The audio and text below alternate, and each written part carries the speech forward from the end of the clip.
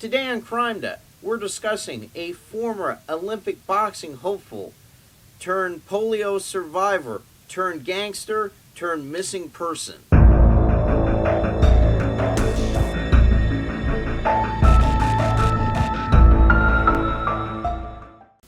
On today's episode of Crime Debt, we're talking about Joseph Rulli, who also goes by the name of Joe Lupo. For the rest of this episode, we're going to refer to him as Joe Lupo. This case goes back a longer time, further than other episodes that we've covered on Crime Debt, but this is such an interesting case that I really think you'll find it interesting and fascinating, and there's not a lot of information on this case. Joe Lupo disappeared on April 20th, 1971 from Gloucester, New Jersey. At the time, he was 39 years old. To go into the backstory of this case, Joe Lupo grew up in northern New Jersey, and that's where I believe he lived all of his life. He had two other brothers, and his parents were immigrants, and he really relied on his older brother to kind of teach him English and teach him how to kind of, survive and thrive in America. Joe was a smaller kid, and he took up boxing as a way to defend himself, and he actually became really, really good at boxing. And he even won a Golden Gloves tournament. He was in the amateur circuit, and by the time he was still in high school, he was an actual professional boxer. He was offered a scholarship to box at Syracuse University, but he turned it down to go pro because his family didn't have a lot of money. To give you an idea of how good of a boxer Joe Lupo was, if he would have won one more match, he would have been on the Olympic boxing team. And the way Joe Lupo got his name is that he took it off a birth certificate from a kid who was older, so that when he entered that Golden Gloves tournament, he was then referred to as Joe Lupo, which is kind of it's at least the same first name as Joseph Rulli. As a boxer, he was known as Joe Lupo. I guess you could say that was similar to like a stage name. Joe Lupo was coming up the boxing ranks. He fought at Madison Square Garden, and he was rising up the ranks of boxing. Then one day, just randomly in the 50s, at 20 years old, he conducted polio. And polio was a disease that would make people handicapped, unable to move. It had a high death rate as well, so this was kind of one of these things you were just lucky to survive. He spent months in a hospital and actually came back home on his 21st birthday.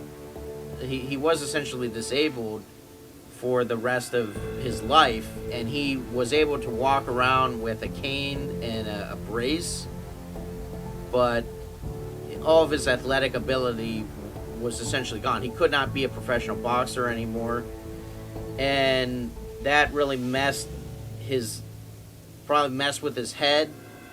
As with anyone, if you had the athletic talent and then it was taken away from you in a way you really had no control over, it would probably mess up a lot of people's lives up. And Joe would go to boxing matches, and he'd be introduced as like a former boxing prospect, things along that nature, but he was in his early 20s, and he felt obviously really bad about it, and that how am I 22, 23 years old, and I'm a former. It was at one of these boxing matches, though, he befriended a mobster. And the mobster basically took a liking to him. He felt sorry for Joe's story, and he gave him small jobs to do for the mob in the New York City area, and he eventually caught on and the mob essentially became his career, and he became joined to the mob. That's what he did up until the day of his disappearance. He was in the mob in New York City. He was in an organized crime family, and he essentially got some of his celebrity back. And there's not a lot of information of some of the stuff he was exactly doing, but he was a prominent figure in northern New Jersey with his connection to the mob.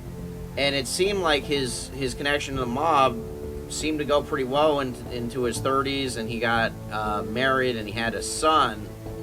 He seemed to be making a good amount of money and provided a good life for his family, but eventually things started happening, and he essentially took out a bad business loan, and the mob wanted the money back, and he couldn't get it, so he felt pressured to give the money back. Also, one of his mob partners was actually murdered shortly before he went missing, so he felt kind of the heat circling in on him with a bad business deal. And this all happened right before he was missing. He had also had a weapons charge, that he had a weapon, and he was could be facing prison time, up to 2 years of prison time for having a unregistered firearm, I believe was what the charge was. So right before he's missing, he has the bad business loan, his partner gets murdered, and he's also facing a weapons charge with some serious jail time attached to it. It doesn't appear that there were more criminal charges he was facing. But then, shortly before he went missing in April 1971, the FBI shows up at his house and says, hey, look, we want you to enter witness protection program because we know what happened to your partner, and we have information to believe that you are actually next on the hit list in this organized crime unit, and we want you to join witness protection, and it will save your family, and your family can come too. And his brother, believe it or not, was actually also a New Jersey state police officer, and he also encouraged him to join the witness protection program, even though there was obviously Joe and his brother got into a lot of arguments about how each other were living their lives, and they both directly their work was avoiding each other, and they kind of had arguments their entire lives as adults about their respective lives. But Joe's brother also encouraged him to join the witness protection program, and it would help him save his family. But Joe decided he did not want to join the witness protection program. So then about a week later, there was a dinner that Joe was having with his mob connections that he actually, this was essentially like a going away party for this was a going away party for someone in the mob who was going to prison, and Joe wanted to make a point to be seen at the party and provide a good party, and that would help him take some of the heat off from some of the bad business deals he made. So it was important for him to be there, and what he wanted to do was mend some of the disagreements and make peace with everyone to hopefully take some of the heat off from some of his bad business deals. So he goes to the party, he's there, but by the time his wife gets there, and this was actually his restaurant that he actually owned. He knew all the staff, his wife knew all the staff. His wife gets there, she asked the waiters what happened to her husband. She said he stepped out. One of the other waiters said that he stepped out, but he'll be back soon. But by the time all the people from the mob came, her husband Joe did not arrive, and she felt that at that point she would never see her husband again, and she was correct. Joe never came back to that restaurant that he owned, and then about a week later, his car was found in northern New Jersey near a Holiday Inn, and his brother comes to the scene. All the police are there. They expect to see Joe in the car, and the reason why the police were called, this was before computers and all these databases, was there was a bunch of blood in the car. So Joe's brother, the police officer, comes by, all the other cops show up. Joe was essentially a wanted fugitive at this point, his upcoming court date with his weapons charge. Joe's brother gets there, they're expecting his body to be in the back of the trunk, and he's not there. Then, a couple weeks later, they find out that the blood was actually animal blood. And then his wife finds out about it, and she doesn't really know what to think. Joe had one son, which was his name was Joe Jr., and he essentially continues the investigation. But essentially, the senior Joe Lupo, he has just disappeared. And that's what makes this case really interesting. At this point, Joe Jr. has made a life project to find out what has happened to his father. And he was young, around 6 years old, when his father disappeared. And the thing that's really interesting about this case is there's no evidence that Joe Lupo was murdered, but there's no evidence of what else happened to him. Once he left the restaurant, he completely disappeared into the void.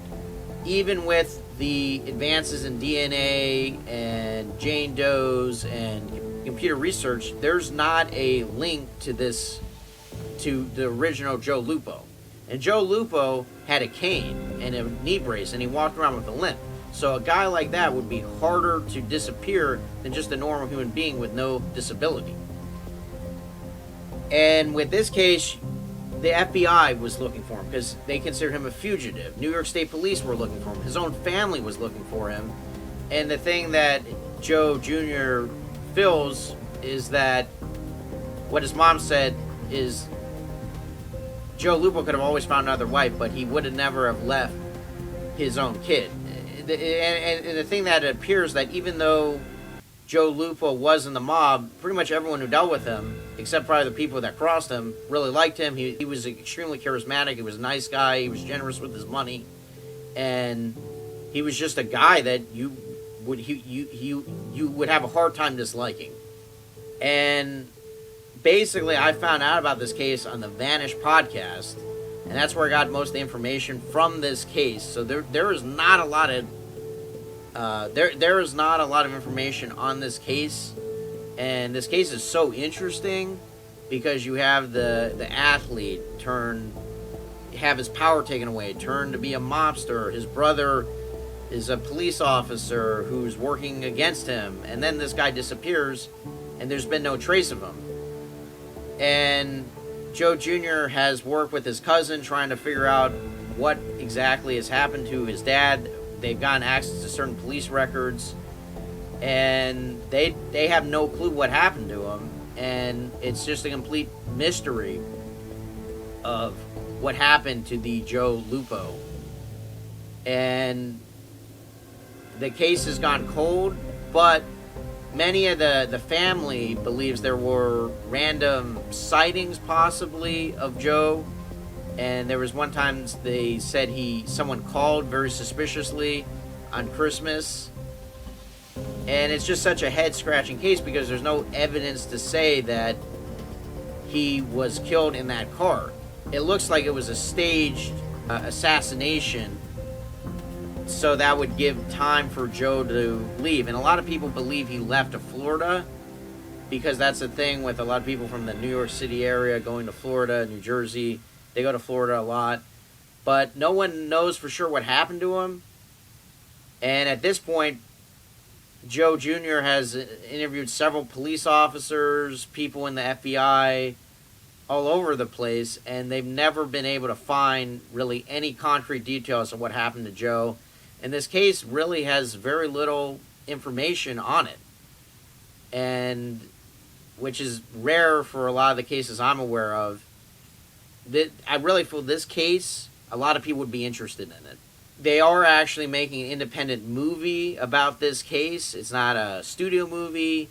It looks like a lower budget type movie, but it's something that will bring awareness to the case and looks interesting. And it really, at this point, I think everyone just wants there to be an answer to what happened to Joe Lupo, and his surviving child is just trying to make peace and find out the answer and close the book on this guy. That there was a lot of people that just want a final conclusion of what happened to this guy's life and hopefully make peace with all the wrongs and rights this guy had done. But they just felt this guy is deserving of an answer of what happened to him, and I guess give him a proper send-off.